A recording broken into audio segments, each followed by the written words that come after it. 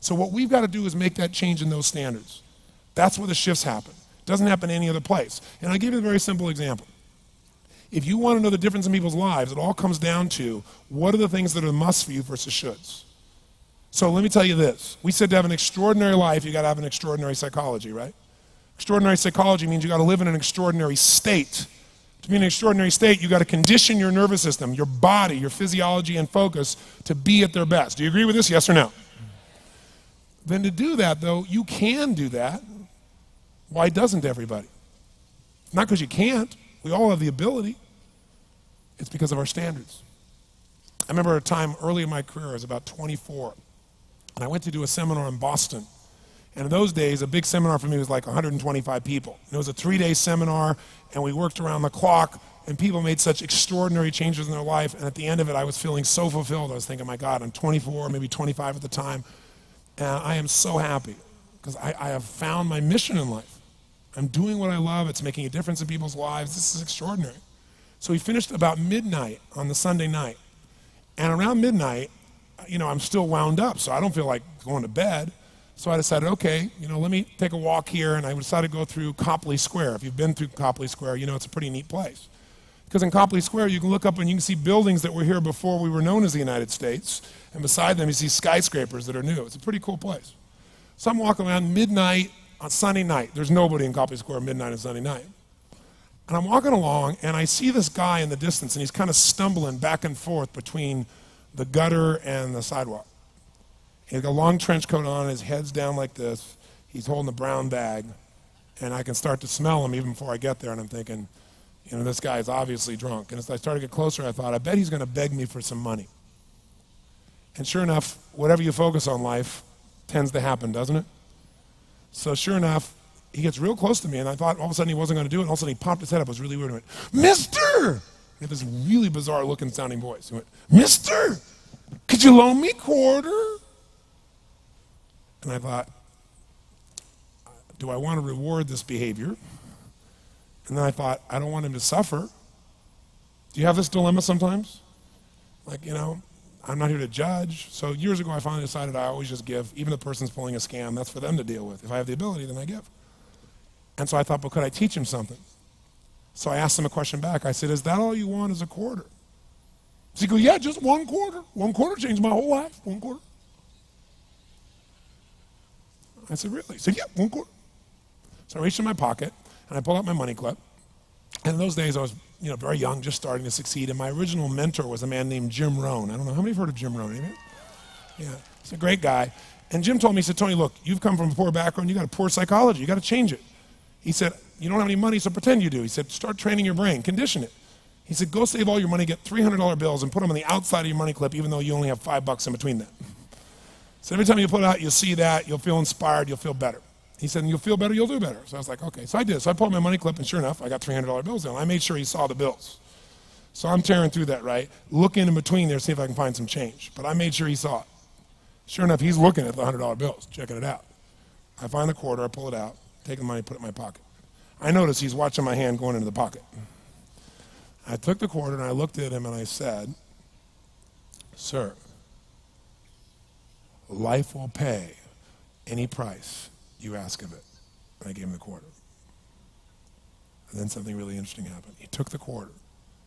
He looked at the quarter. He looked at me. He looked at my pocket.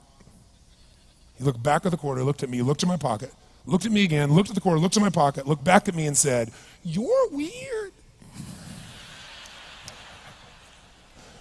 And then he shuffled on off like this, right? And I thought to myself, wow, what's the difference between him and me? I mean, I was 24, 25 at the time, doing what I love most, have my mission in life, and he's in his early 60s, drunk on the street begging for quarters. What's the difference? And I thought, well, maybe God's blessed me because I'm such a good person. I thought, oh, and he's such a bad person, that's such bull.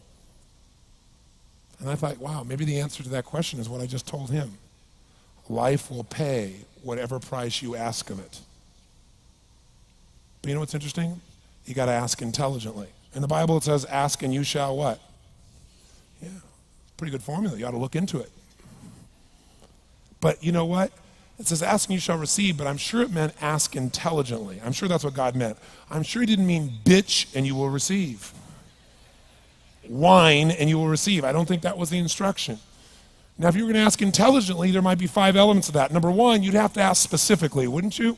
You wouldn't ask in a general way. People do that all the time. They go, I want more money. Fine, here's $1, get out of here. Very often, you're getting what you're asking for. You're just not aware of how general you're asking. Clarity is power. The more clear you are about exactly what it is you want, the more your brain knows how to get there. Your brain is a servo mechanism. It's like a bomb. Those bombs, those missiles, they have a servo mechanism. So if the target moves, it knows what the target is, it follows it. Your brain, when you condition it, knows exactly what to go for and it'll find a way to get there. Did you ever buy a certain outfit or a certain car and suddenly see that car outfit everywhere? How many of you have had that experience? Say, aye. How come that car outfit's everywhere? It always was everywhere, but now you notice it. And the reason is because there's a part of your brain called the reticular activating system, the RAS. That part of your brain determines what you notice and what you don't notice. Your brain spends most of its time trying to make sure you don't notice because you'll go crazy if you notice everything. But when you decide what's most important to you, your brain goes after it. Everyone I know who's successful builds what I call an RPM plan. An RPM is built on the metaphor that the way to get from where you are to where do you want to go to the fastest is you got to build power, like in a car, RPMs. And the R stands for they know the result they're after. They know what they want precisely.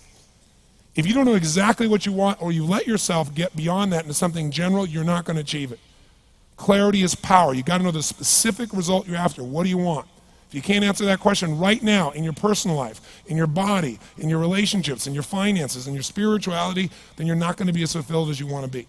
Today we're going to have you answer one of those questions at least. The second part of it, you got to know P, why you're doing it. Because you know what? You may get a big goal. Somebody says, I want to make $1 billion. I want to bring peace to the earth. Why? Because as soon as you come up with a goal, all the obstacles show up. And unless you've got enough emotional drive to break through that, you're never going to discover what it really takes. So you got to get yourself past that. And the way to get past that is have enough reasons. Reasons come first, answers come second. This man did not know what he wanted. He did not have enough reasons. To ask intelligently, you got to ask specifically. To ask intelligently, you got to know why you want it, have enough drive to make it happen, enough juice to make it happen. If you don't have enough reasons, you will not make it happen. And the M is, what is your massive action plan? What is going to get you to actually fall through? Because the first plan's not going to work and the second plan's going to work, so you better have enough plans that if the first two don't work, you still got something else. Otherwise, you're going to be having excuses why it didn't work. So asking intelligently requires that. So if we're going to be extraordinary in our results, we've got to be in an extraordinary state. We've got to know what we want and we've got to go use it.